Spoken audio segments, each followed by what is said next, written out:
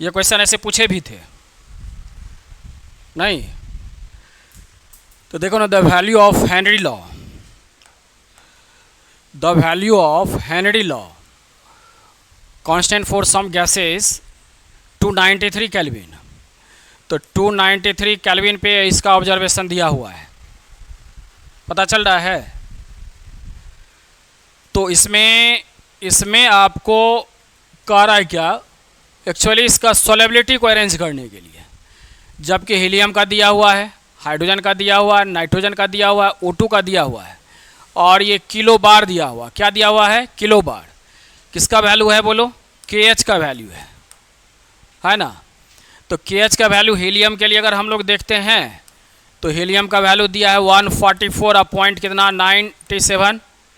97 kilo बार, यही है ना, किलो बार। उसके बाद आपको देखिए किसका दिया हुआ है, हाइड्रोजन का, ये भी KH का वैल्यू है, और ये भी H2 का दिया हुआ है, कितना है, 69.16 किलो बार। लिख दे रहा हूँ मैं, KH का वैल्यू यहाँ पे दे रखा है, किसका, नाइट्रोजन का, इसका वैल्यू कितना दे रखा है बोलो, 76.48 किलो बार, है ना। और लास्ट में क्या है, KH किसका दिया है बोलो, O2 का, इसका वैल्यू कितना दे रखा है, 34.86 किलो बार। पूछा जा रहा है सोलेबिलिटी का ऑर्डर क्या होगा, सोलेबिलिटी ऑर्डर क्या होगा, सोलेबिलिटी ऑफ गैस, इसका ऑर्डर क्या होगा, बोलिए क्या होगा?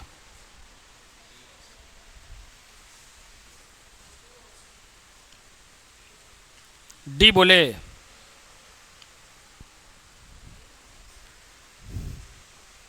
बोलो।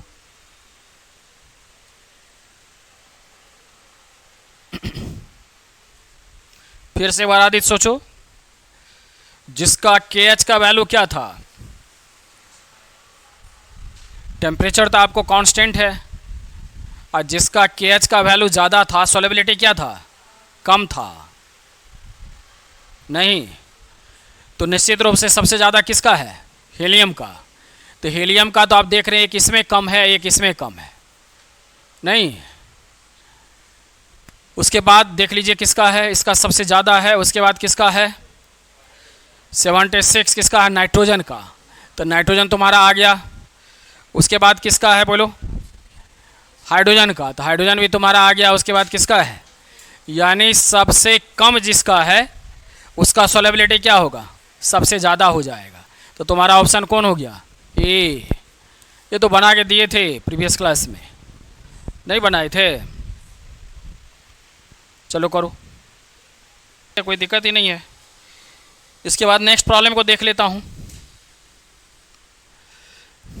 ये देखिए, तो बनाए थे क्या?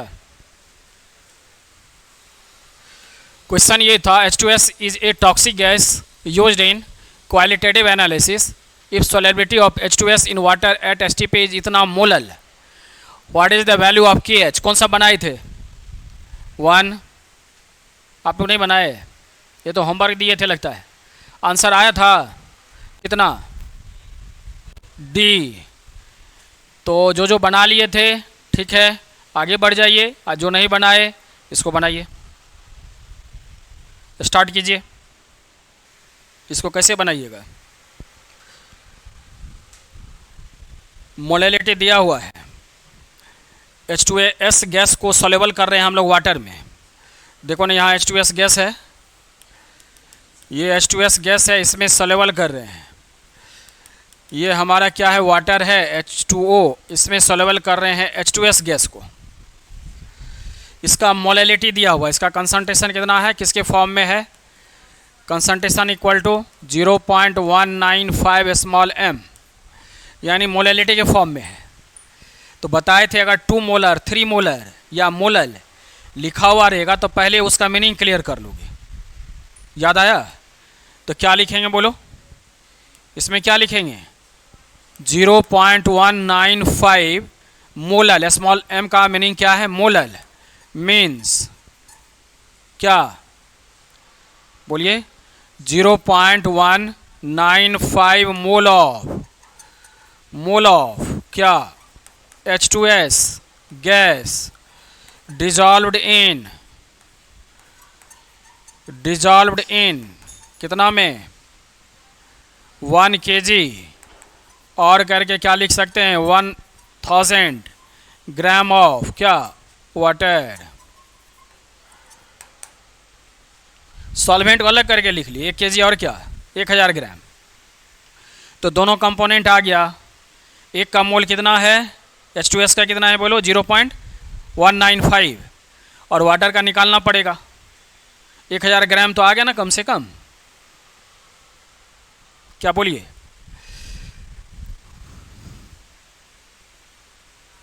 अब KH का वैल्यू निकालने के लिए कह रहा है, और आंसर किस में है, KH का वैल्यू ये ऑब्जर्व करोगे बार में। तो कौन सा फार्मूला अप्लाई करेंगे, कौन सा फार्मूला अप्लाई करेंगे बोलिएगा। हाँ, तो पार्शियल प्रेशर इक्वल टू क्या KH, अब मल्टीप्लाई क्या मोल फ्रैक्शन करेंगे ना, बोले थे। यदि आपको पर बार होगा या पर ATM होगा तब हम लोग क्या यूज करेंगे, S इक्वल टू, ठीक है KH, अब मल्टीप्लाई क्या पार्शियल प्रेशर था ना हम लोग का, बोलो। तो इसमें ये अप्लाई करेंगे, निकालना क्या है, ये कैलकुलेट करना है, इसमें KH कैलकुलेट करना है। मोल फ्रैक्शन आ गया है, पार्शियल प्रेशर है नहीं, तो पार्शियल प्रेशर H2S का देखना पड़ेगा। H2S का ये पार्शियल प्रेशर H2S का होता है 0.987 इतना बार या ATM होता है, एक ही तरह है। तो इसका वैल्यू तुम रख लोगे यहाँ पे 0.987, KH तुमको निकालना है, मल्टीप्लाई मोल फ्रैक्शन किसका बोलो, H2S का। तो पर्टिकुलर मोल है ही, तो 0.195 और डिवाइडेड बाय 0.195 अब प्लस करेंगे ना किसका, वाटर कितना ग्राम है 1000, 1 2 3 और डिवाइडेड बाय क्या 18, और करके देख लो 0.987 इक्वल टू क्या KH, अब मल्टीप्लाई ऊपर में आ गया 0.195, ऐसे हम लोग करेंगे तो 0.195 अब प्लस कितना होगा, इसे डिवाइड करने के लिए सिखाए थे 55.5, ठीक है। तो क्या KH निकल जाएगा, कीजिए कैलकुलेशन कीजिए। ये जो हम लोग का मीनिंग है ना, इससे आप क्लियर करेंगे। ये दिया रहेगा, NCERT का प्रॉब्लम है ना, NCERT का प्रॉब्लम डायरेक्ट को रखा गया है, इसीलिए नहीं दिया हुआ, वो दिया हुआ रहता प्रॉब्लम में जो किसका पार्शियल प्रेशर क्या है, वो डाटा से कह रहा देखने के लिए। तो H2S का वही होता है 0.987, तो आप इसे जोड़ करके KH का वैल्यू निकालो, इसमें मल्टीप्लाई होगा उतना से डिवाइड कर लो।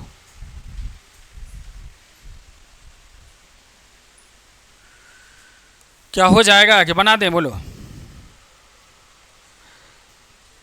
तो 0.987 इक्वल टू कितना हो गया KH, देखो KH अब मल्टीप्लाई ऊपर में क्या 0.1 कितना बोलो 95 और डिवाइडेड बाय, इसे जोड़ेंगे तो कितना आएगा 55 और पॉइंट कितना, तो 695 होगा ना ऐसा, यहाँ से जोड़ेंगे ना, और करके KH इक्वल टू कितना आ गया 0.987 अब मल्टीप्लाई 55 अब पॉइंट क्या 695 और डिवाइड कितना से करेंगे 0.195 से। थोड़ा कैलकुलेशन ज़्यादा होगा, करके थोड़ा बताओ कितना हुआ।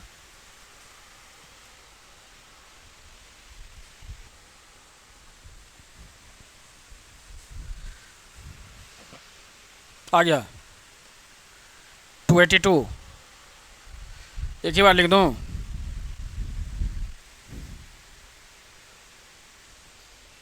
आ जाएगा उसके अप्रॉक्स। तो 282 कितना बार, लगभग उसके आसपास नहीं आ गया? तो हमारा कौन सा हो गया बोलिए? D number. क्या नहीं समझे बोलो?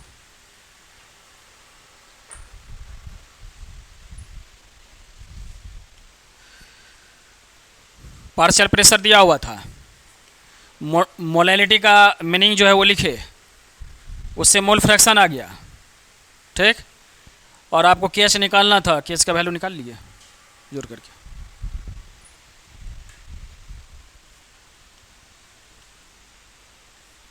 क्या ठीक है?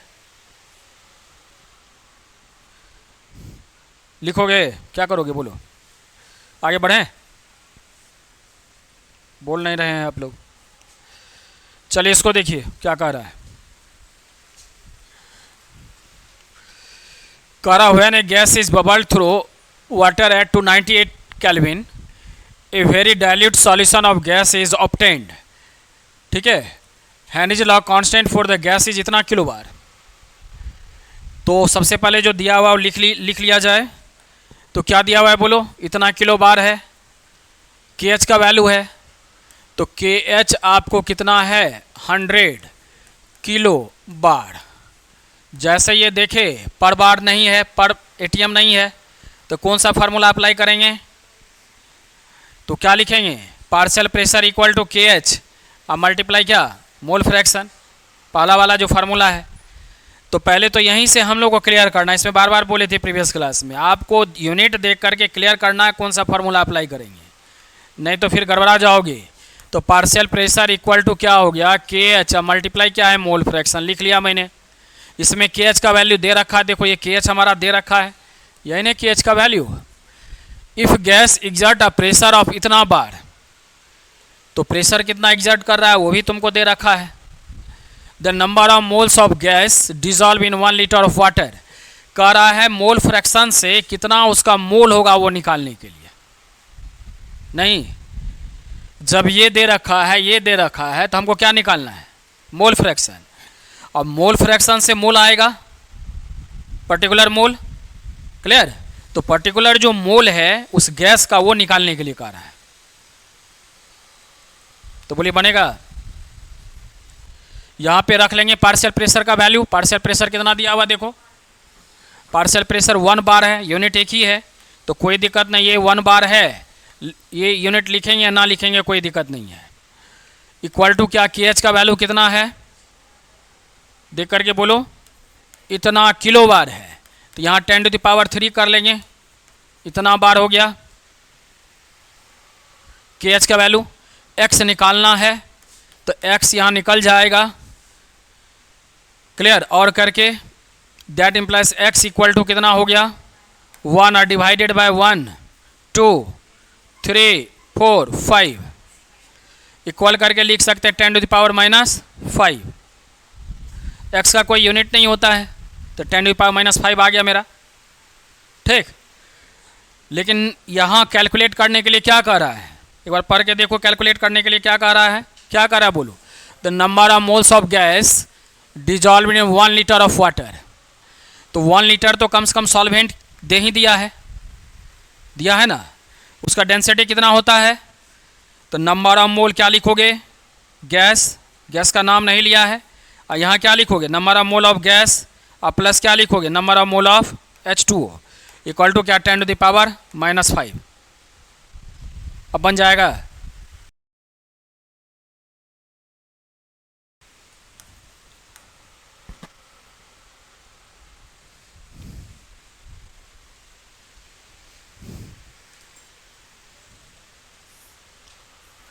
चलो इसे x मान लेते हैं, तो x divided by x plus, ठीक। वहाँ भी x मान लिए थे, तो x मत मानो, मोल ही लिखते हैं। तो हमारा क्या हुआ? Number of mole of gas और डिवाइडेड बाय n गैस, ठीक है ना, प्लस 1000 और डिवाइडेड बाय क्या? 18 और इक्वल टू क्या? 10⁻⁻5। इसका वैल्यू काफ़ी कम है, इसे इग्नोर करेंगे।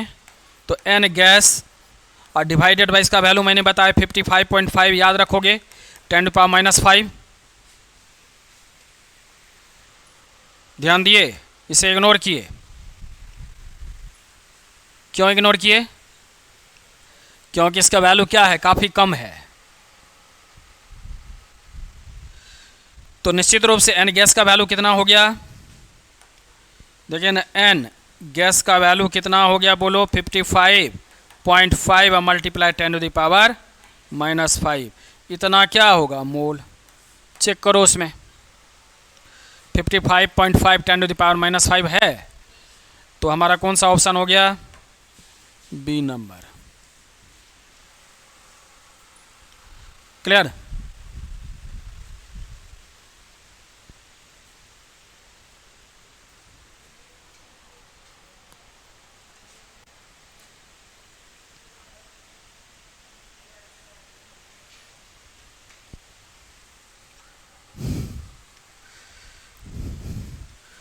हो गया ना, समझ में आ गया?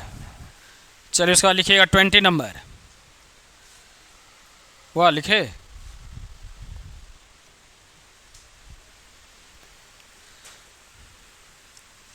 ट्वेंटी एक बार पढ़ के देखो, ट्राई करो, देखो क्या।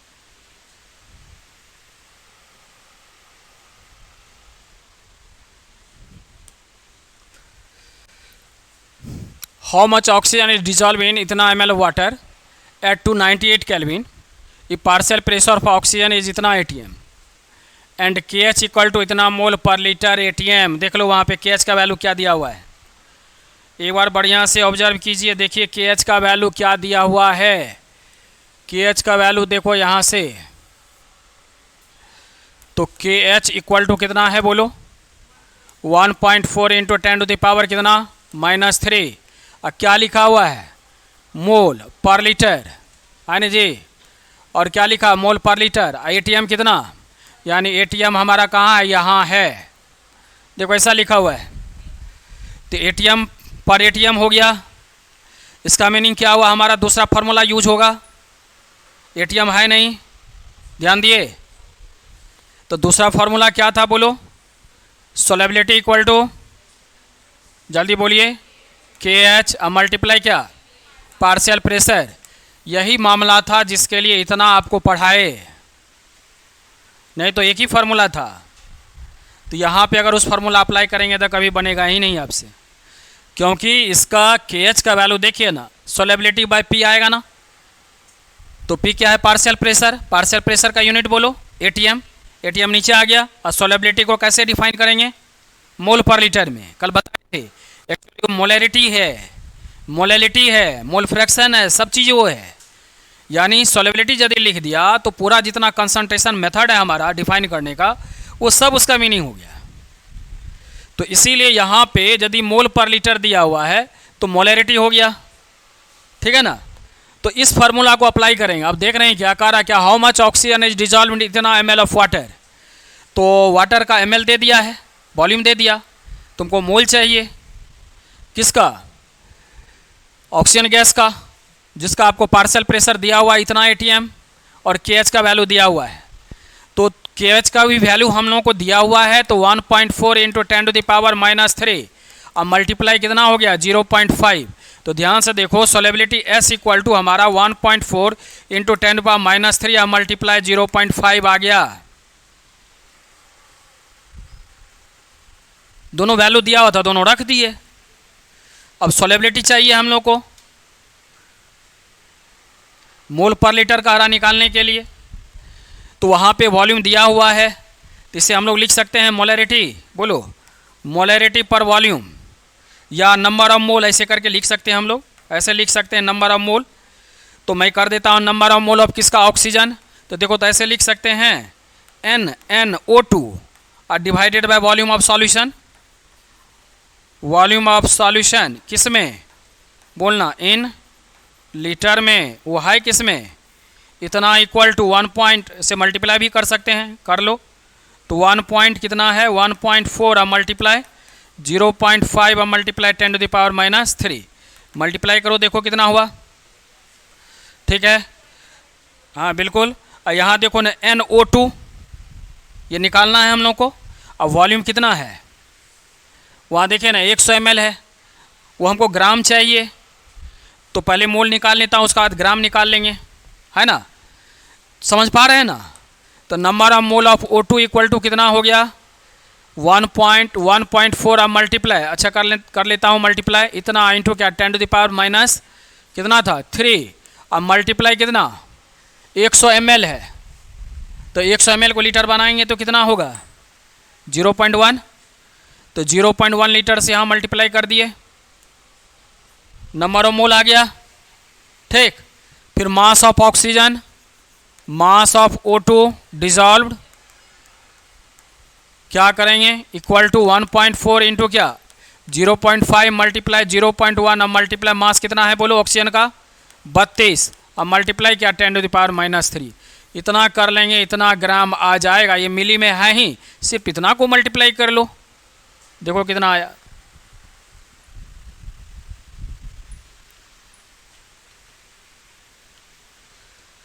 चूंकि मिलीग्राम आंसर देख रहे हैं, मिलीग्राम ऐसे ग्राम में भी है, वो भी आ सकता है।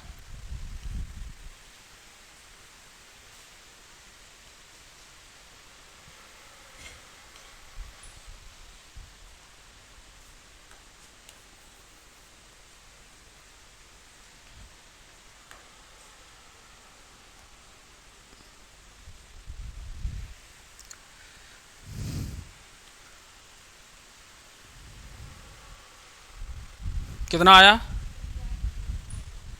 2.24 मिलीग्राम। आदित्य बोलो, तो डी नंबर ना, तो इसका डी हुआ।